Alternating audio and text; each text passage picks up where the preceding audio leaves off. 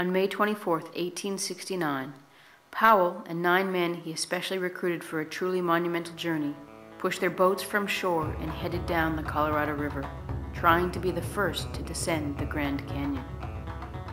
134 years later, we would do the same.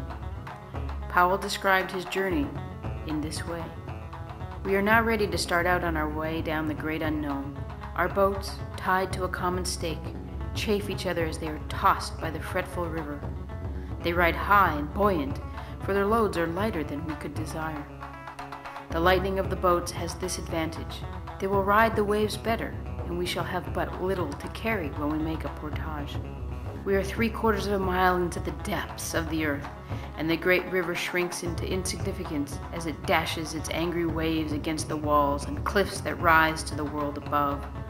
The waves are but puny ripples, and we are minuscule, running up and down the sands, or lost amongst the boulders.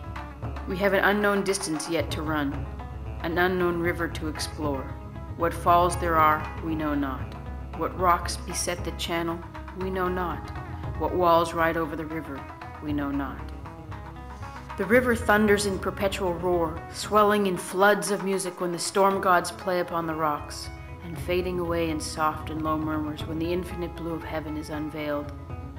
With the melody of the great tide rising and falling, swelling and vanishing forever, other melodies are heard in the gorges of the lateral canyons, while the waters plunge in the rapids among the rocks or leap in great cataracts. Thus the Grand Canyon is a land of song. The wonders of the Grand Canyon cannot be adequately represented in symbols of speech, nor by speech itself. The resources of the graphic arts are taxed beyond their powers in attempting to portray its features. Language and illustration combined must fail. Its colors, though many and complex in any instant, change with the ascending and declining sun.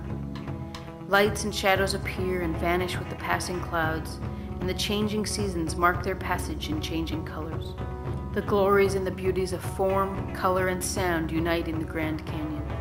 Forms unrivaled even by the mountains, colors that vie with sunsets, and the sounds that span from tempest to tinkling raindrop, from cataract to bubbling fountain. You cannot see the Grand Canyon in one view, as if it were a changeless spectacle from which a curtain might be lifted, but to see it you have to toil from month to month through its labyrinths. It can be seen only in parts from hour to hour, and from day to day, and from week to week, and from month to month. A year scarcely suffices to see it all.